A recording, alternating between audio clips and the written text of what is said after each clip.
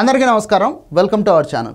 Rajampet MP Mithun Reddy ఏదైతే మద్యం కుంభకోణంలో ఇరుక్కొని తనకు ముందస్తు బెయిల్ కావాలని చెప్పేసి సుప్రీంకోర్టులో పిటిషన్ వేశాడో ఆ పిటిషన్కి కౌంటర్ వేసింది ఆంధ్రప్రదేశ్ రాష్ట్ర ప్రభుత్వం. దానికి సంబంధించిందే కంప్లీట్ డీటెయిల్స్. ఇక రాష్ట్ర ప్రభుత్వం వేసినటువంటి ఈ కౌంటర్ అఫిడవిట్లో ఏం అంశాలు ఉన్నాయి అంటే కనుక మద్యం అనేది అమ్మే చోట కాదు, తయారు అయ్యే చోటనే అవకతవకలు జరిగాయి, అక్కడనే ముడుపులు అనేటివి ఫిక్స్ అయినాయి అని చెప్పేసి కీలకమైనటువంటి విషయాన్ని అయితే సుప్రీంకోర్టుకు వెల్లడించినటువంటి పరిస్థితి. ఇక దానికి సంబంధించిన డీటెయిల్స్ అనమాట. మద్యం సరఫరా స్థాయి నుంచే మాయ జరిగింది అంటే అక్కడి నుంచే ఈ అవినీతి అనేది జరిగింది. కంప్లీట్గా ఆటోమేటెడ్ సప్లైకి స్వస్తి పలికారు. అంటే 2019 కంటే ముందు ఏదైతే పాలసీ ఉన్నిందో మద్యం పాలసీ, దానికి ఈ వైఎస్ఆర్ కాంగ్రెస్ పార్టీ వాళ్ళు స్వస్తి పలకడం అంటే కనుక దాన్ని తీసి పక్కన చెత్తకుప్పల వేశారు.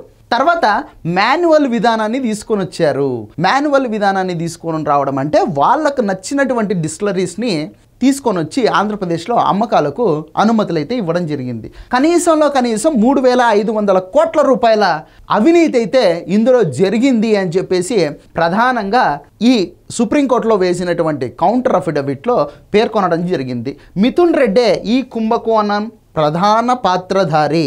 ఈ మిథున్ రెడ్డి అనే వ్యక్తి తాను ఒక ప్రజాప్రతినిధి, లోక్సభకి రాజంపేట అనేటటువంటి నియోజకవర్గం నుంచి ప్రాతినిధ్యం వహిస్తూ ఉన్నాడు. తన స్థాయిని పరిచిపోయి ఒక బ్రోకర్గా తయారైపోయి మద్యంని తయారు చేసేటటువంటి కంపెనీలందరినీ పోగేసి వాళ్ళతో పలుసార్లు మీటింగులు పెట్టి అక్కడ ఒక్కొక్క కేసుకి 150 రూపాయల నుంచి 450 రూపాయల కమిషన్లు ఆయన రేట్లు ఫిక్స్ చేయడం జరిగింది.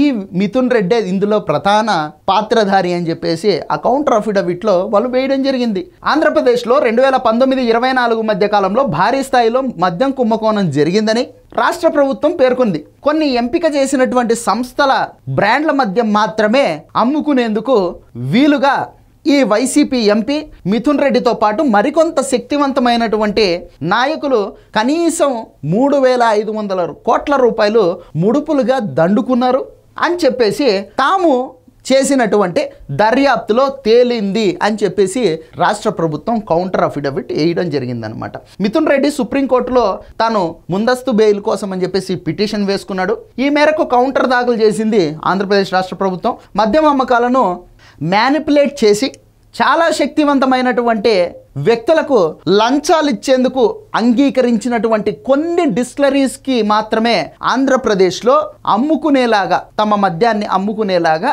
అనుమతులు ఇచ్చే విధంగా ఈ Mithun Reddy and batch gang చేశారు అని చెప్పేసి రాయడం జరిగింది. ఇక తమ అఫిడవిట్లో వాళ్ళు ఇంకా ఏం రాస్తారంటే కనుక ఈ కుంభకోణంలో లబ్ధి పొందిన వారి వివరాలు, పూర్తి డీటెయిల్స్ రాబట్టేందుకు గాను ఆయనకి ఈ మిథున్ రెడ్డిని కస్టడీలోకి తీసుకొని విచారించాల్సినటువంటి అవసరం ఉంది. దానికి కోర్టు అనుమతి ఇవ్వాలి అని చెప్పేసి వీళ్ళు అఫిడవిట్ దాఖలు చేయడం జరిగింది. కౌంటర్లో ప్రధానంగా ప్రభుత్వం పేర్కొన్నటువంటి వివరాలు ఏంటి అంటే మద్యం కుంభకోణంలో మిథున్ రెడ్డి ప్రధాన పాత్రధారి, వ్యవహారం మొత్తం రూపకల్పన చేసి నడిపించడంలో ఆయనే కీలకంగా మారాడు. ఆయన మరియు మరికొందరు నిందితులు కలిసి మొత్తం మద్యం విధానం అంటే పాలసీ, లిక్కర్ పాలసీ, దాని రూపురేఖలు మార్చేసి తమతో పాటు కావాల్సిన వాళ్లకు ముడుపులు అందేలాగా వ్యూహాన్ని పన్నారు. వీటిలో అత్యధికంగా నగదు రూపంలో, బంగారం రూపంలో, అలాగే షేర్ల రూపంలో అందుకున్నారు. ఈ మేరకు సాక్షుల యొక్క వాంగ్మూలాలు, ఆర్థిక లావాదేవీల యొక్క వివరాలు, ఇతర మెటీరియల్ని మేము సేకరించడం జరిగింది. మిథున్ రెడ్డితో పాటు ఈ కుంభకోణం ద్వారా ప్రయోజనం పొందిన వారిని గుర్తించడానికి, ఆర్థిక లావాదేవీలను వెలిక తీయడానికి దర్యాప్తు కొనసాగుతూ ఉంది. అందువల్ల పిటిషనర్ను కస్టడీలోకి తీసుకొని విచారించడానికి అనుమతి ఇవ్వండి అని చెప్పేసి వాళ్ళు అడగడం జరిగింది. ఇక ఇది పక్కన పెడితే సోషల్ మీడియాలో ఒక ఇంట్రెస్టింగ్ టాపిక్ అయితే నడుస్తూ ఉంది.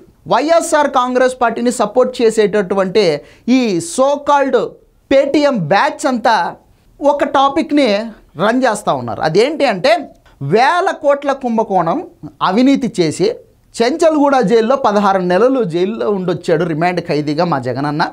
అంత పెద్ద కేసులోనే దాదాపు 12-13 సంవత్సరాలు అవుతుంది. ఇప్పటికీ మా జగనన్న వెంట్రుక కూడా ఊడలేదు.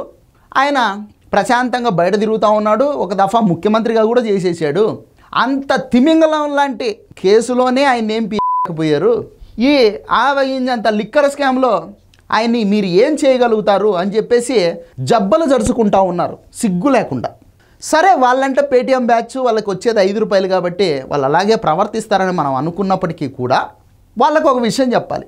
సప్త సముద్రాలు ఈదినటువంటి గజ ఈతగాడు కూడా వాడి టైం బాగలేకపోతే నూతిలో పడి పోతాడు.